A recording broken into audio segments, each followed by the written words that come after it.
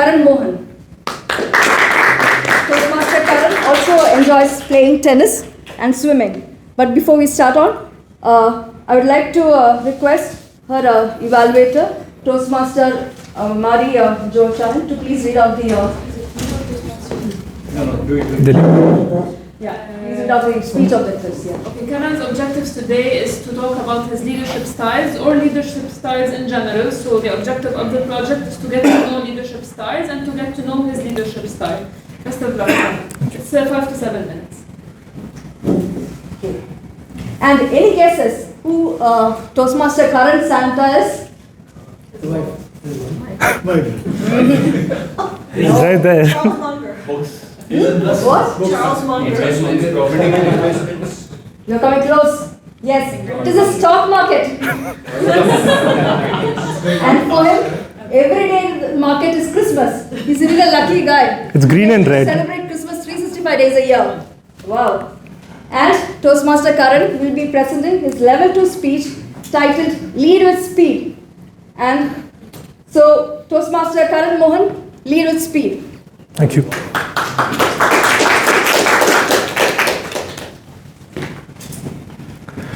One thing I love about Dubai is the spirit of entrepreneurship. Has anyone here heard of the Young Entrepreneurs Competition? Okay. Dubai's government conducts the Young Entrepreneurs Competition to encourage high school students to consider starting their own business as a career option. Dear Toastmasters and guests, the moment I heard about this competition, I knew I had to be a part of it. It was 15 years ago, at the age of 15. I looked around my classroom and decided who would be my 3 classmates for this 5-day competition. First, I picked Preston, the most dependable guy I know.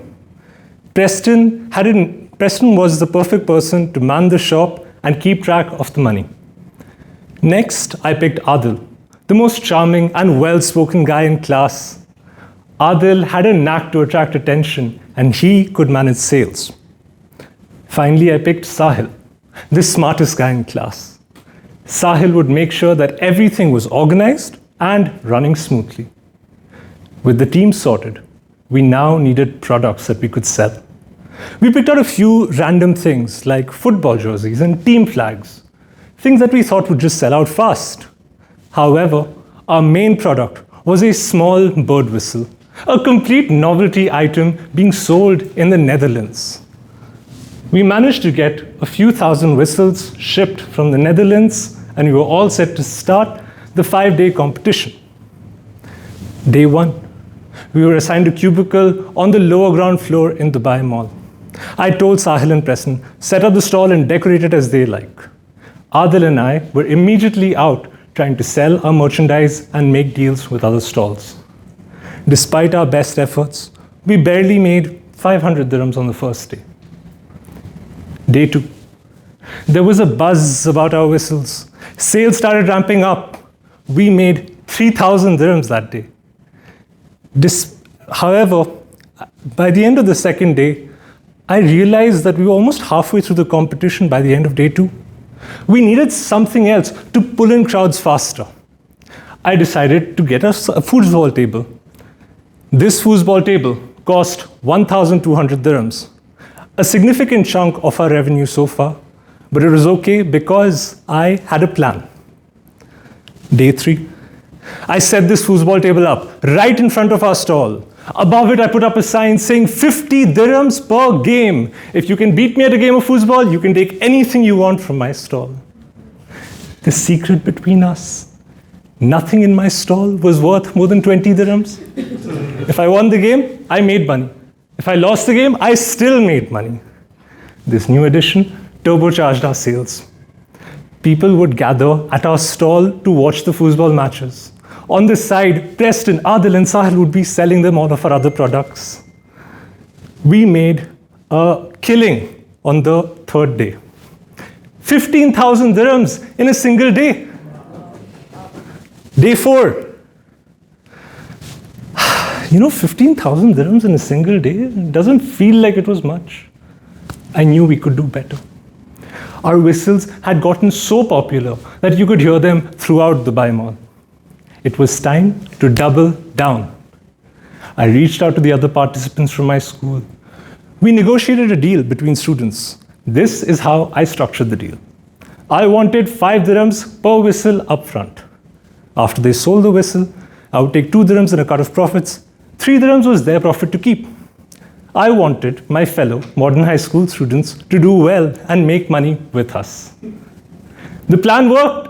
We made 20,000 dirhams on the 4th day. Pretty good, right?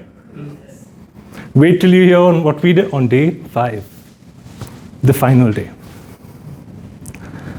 Unfortunately, word got out about our success.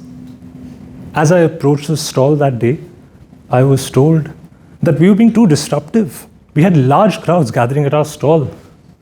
They forced us to shut down the foosball table. We were not allowed to sell whistles anymore. Sounds like the end of the story, am I right? Do you all think that we just packed up and left? Of course not. We were here to win. I thought clearly about what they said. They said we couldn't sell the whistles. They did not say anything about every other stall. I pushed our products out to our friends in other stalls. Within a few hours, we managed to sell our complete inventory. This quick pivot ensured that by halfway through the day, we were left with nothing more to sell. At the end of it all, we made just over 43,000 dirhams during 5 days. I took this foosball table home, a testament to my teenage triumph. Reflecting back on this fun story, the Toastmasters leadership survey is spot on about a core aspect of my leadership style: pace setting. Pace setting is a leader who expects those they lead to embrace new projects and move with speed. In time-constrained situations, there is no scope to invest time in explaining how to do something. Picking the right people who can be flexible and adapt to the pace is the only way to ensure that results are delivered within the specific time period. My goal was clear. We had to make the most amount of money we could in 5 days. I communicated the sense of urgency. Everyone had a clear idea of what was expected from them. Each of us did what we do best, and as a result of it, 4 15-year-old teenagers made money together and got the sweet taste of entrepreneurship. Over to you. Thank you, Toastmaster Karan. Just before you leave, I asked you a question in the beginning. What do you say for Santa in Arabic?